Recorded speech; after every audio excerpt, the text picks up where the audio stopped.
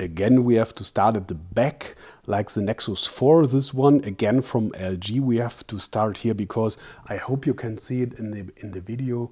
This is a beautiful back, not just the same like on the Nexus 4, but quite the same with those mirror effects down under the surface over here. And this one is called Optimus G, and it's kind of the base model from the Nexus 4 where this one came from.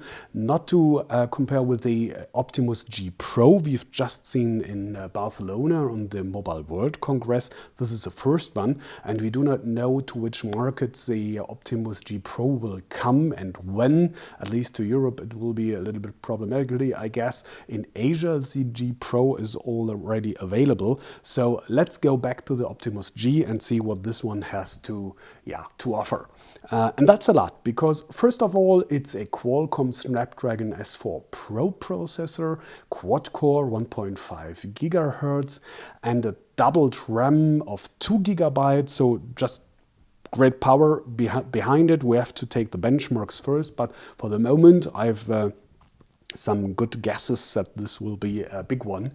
But as you can see, the battery is fixed, so you can't remove it. All this is closed, you can't open it. And we just have on this side a slot for the micro SIM card, but no slot for micro SD card. So the internal memory is closed. It's a 32 GB, and out of the box there are free 25 GB memory, but you can't expand it with a micro SD card or something. That's closed. That's all. Two big, problematical points at this time right over here from the Optimus G Pro, but the rest is great. Let's start first with the display.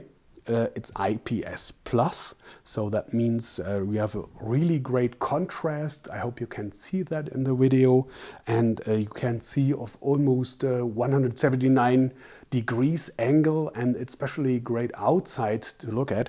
Just don't mention the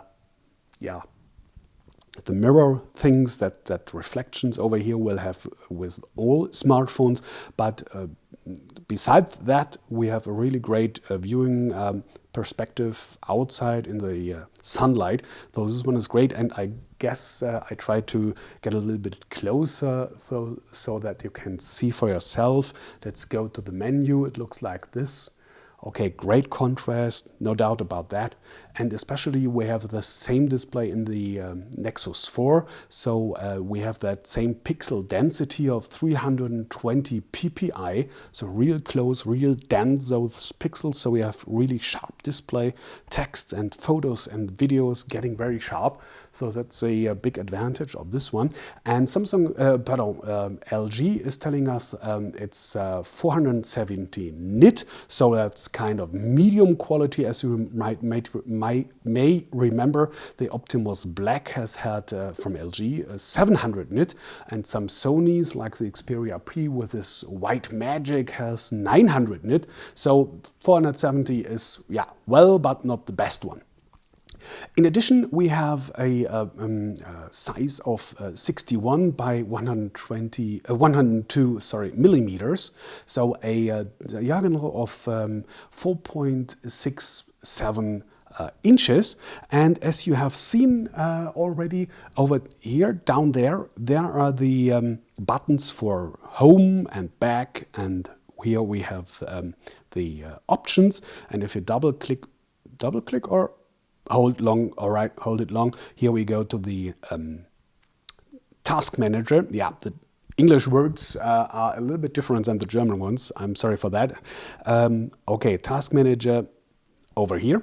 But I wanted to say that we have here those buttons outside of the touchscreen, and at the Nexus 4, as you might remember, we have had that black bottom line here that's taking some 8 millimeters from the content you can see, you can watch, because it has to be blended in always. So at the Nexus 4 we are saying that we don't have a 4.7 inch display, but a net display of 4.5 or 4.45, something like that.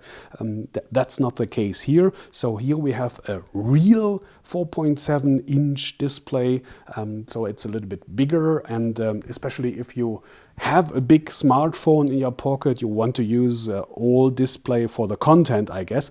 So we don't have any spare room, as you can see on the sides.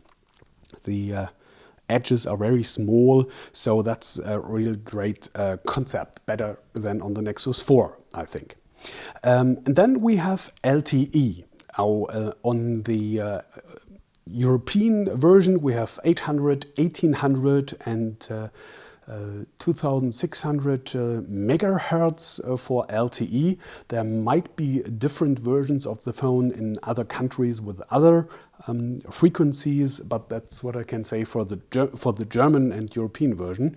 And nevertheless, you have dual cell HSDPI, so even if you don't want to use LTE, which is a point of cost, of course, you can use dual cell HSDPI in UMTS, means in 3G networks without any additional costs, and as long as the provider is supporting a dual cell, you will have up to 42 megabit per second, so that's almost LTE speed, if you want to say, without any additional price fee. In the back, we have a camera with a 13 megapixels module, videos, of course, with full HD. And I just wanted to show you a little bit of the, let's go up here, of the what is called Optimus UI 3 interface. And that's a little bit new, because if you drop down this here, as you can see, we have data and audio, NFC, and especially this echo mode, which means that the display is a little bit darker and that the CPU is a little bit less mighty. So you can program, let's go to the settings that you can see for yourself. Let me see, where is this energy? Here, of course, you can let's say, how dark the display shall be, and what's the timeout and everything. You can switch on and off all together, and you can here define at which point, let's say for 13 or 20% battery status, you can activate it automatically. So this is one thing, and the other one is called Q-Slide apps, and that's this one over here. We don't need you. This one is like a second layer we know from Samsung, for example. So you can make your notes while you're, let's say, if you're in the browser reading something, want to take a note, you can do it over here just as you want to, and close it, and whatever you do, you know that concept. That's not new, but nevertheless, it's a good idea. And the second thing is called Quick Memo. This is some kind of this. Let me wipe that out. I did it before in German, so okay, here we go. And it's not just only that you can take notes, you also can have that dual layer mode, like this one, let's say hello. And if you want to, you can put this into the gallery, and let's see, where this one is here. This is the first one, and this is the second one. Okay, so it's not just only dropping down the notes, but the background too, if you want to, but you don't have to, of course. If you just want to save the note itself, you can, of course, do it by yourself like this, and save this one to the gallery, of course.